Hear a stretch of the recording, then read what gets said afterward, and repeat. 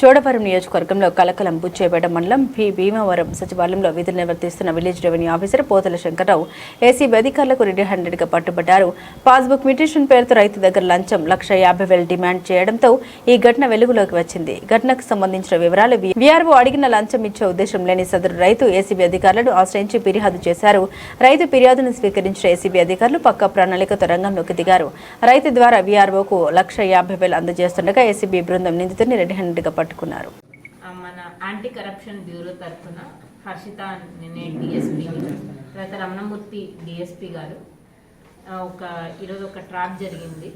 భీమవరం అన్న సచివాలయంలో పనిచేస్తున్నటువంటి ఒక విఆర్ఓ, ఈ బుచ్చేపేట మండల్కి చెందిన విఆర్ఓ అండి. ఆయన భీమవరంకి సంబంధించిన సచివాలయంలో ఉన్న ఒక ల్యాండ్ ఓనర్ దగ్గర నుంచి ఆ ల్యాండ్ని మ్యూటేషన్ చేసి దాంట్లో ల్యాండ్ పార్సల్ మ్యాప్ ఎల్పిఎం గాను అతని ఒక 2.5 ఏకర్స్కి గాను 1,50,000 డబ్బులు ఇస్తే పని అవుతుంది అని చెప్పి డిమాండ్ చేశారు.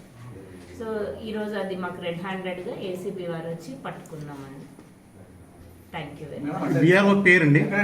విఆర్ఓ పేరు పోతల శంకర్రావు. పోతల శంకర్రావు. ప్రెసెంట్ అయితే ఆయన విఆర్ఓ గారిని 2008లో రిక్రూట్ అయ్యారు. ఫార్మర్ పేరు, రైతు పేరు అది కొంచెం కాన్ఫిడెన్షియల్ అండి, ఎందుకంటే కంప్లైంట్ ఇచ్చిన వాళ్ళ డీటెయిల్స్ బయటికి పెడితే వాళ్ళ ప్రాబ్లం అవ్వచ్చు కదా. లంచ్ నిమిత్తం ఎంత నిమిత్తం తీసుకుంటున్నా పట్టుకున్నారు? లంచ్ నిమిత్తం ఎంత తీసుకుంటున్నా పట్టుకున్నారు? 1,50,000.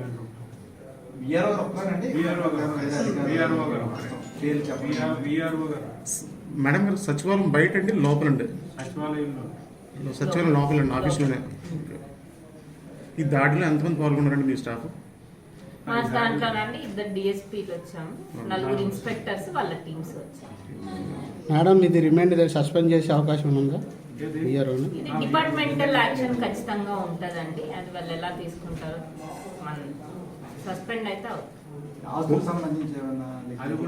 చూస్తున్నామండి. వెరిఫై చేసి అప్డేట్ ఇప్పుడే ట్రాప్ అయింది, వెరిఫై చేసి కోర్టులో ప్రొడ్యూస్ చేస్తారండి. ముందు కూడా 2 సార్లు సస్పెండ్ అయ్యారు. అదనండి 2 టైమ్స్ సస్పెండ్ అయ్యారు. Already suspend. ఓకే. కసింకోట్లో ఒకసారి, కసింకోట్లో ఒకసారి, తర్వాత విశాఖపట్నంలో ఒకసారి, విశాఖపట్నం అర్బన్. లంచం తీసుకుంటాను అప్పుడు కూడా సస్పెండ్. 2 సార్లు కూడా అలిగేషన్స్ ఉన్నాయి. కంప్లైంట్ ఉన్నాయి, ఇంకేం కంప్లైంట్ కూడా వెరిఫై చేస్తాం.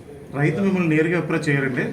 రైతు కంప్లైంట్ దారును క్యాష్ ఫార్మర్ అండి. కంప్లైంట్ దారులు ఈ క్యాష్ ఇచ్చిన వారు రైతు అతనికి సంబంధించిన ల్యాండ్ కదండి? ఆ రైతుకి సంబంధించిన ల్యాండ్.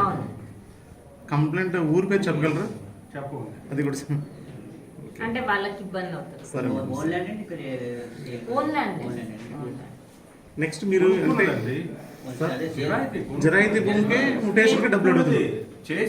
వచ్చేసింది అండి, ఎల్పీ నెంబర్ వచ్చేసింది, ఆయనకి అన్ని వచ్చాయి, వచ్చేసింది. మళ్ళీ రీసర్వే అని పెట్టారు కదా, అందులో మళ్ళీ పాతోడ పేరు మీద ఎక్కించాడు మహానుభావుడు. దాన్ని మార్చడం కోసం బాబు నేను కొనుక్కున్నాను, నాకు వచ్చితే పాస్బుక్ కూడా వచ్చింది కదా, మళ్ళీ నాకు నాకు ఎవడైతే అమ్మాడో ఆడిదే చూపిస్తుంది ఎల్పిఎంలోనే అంటే, ఆహా అలాగా, మరి అది అలాగే జరిగిందో మరి చూద్దాం, మళ్ళీ 1,50,000 అంటారు. అర్థమైందా? ఇది అన్యాయం కదా అది. చాలా ఇదండి. సో ఇందు మూలంగా మీ అందరికి మీ ద్వారా తెలియజేయాలి అండి, మనకి ఇలాంటి గవర్నమెంట్ సర్వెంట్స్ ఎవరైనా కానీ వాళ్ళు చేయాల్సిన పని చేయడానికి ఏదైనా అడిషనల్గా బ్రైబ్ అలా అడిగినప్పుడు 1064 అన్న టోల్ ఫ్రీ నంబర్కి అప్రోచ్ అవ్వచ్చు, లేదా ఏసీబీ ఆఫీస్కి డైరెక్ట్గా రావచ్చు. వాళ్ళకి మీరు రక్షణ కల్పిస్తారు? రక్షణ కల్పిస్తారు, పూర్తిగా రక్షణ కల్పిస్తారు. ఫోటోలు చేస్తారు.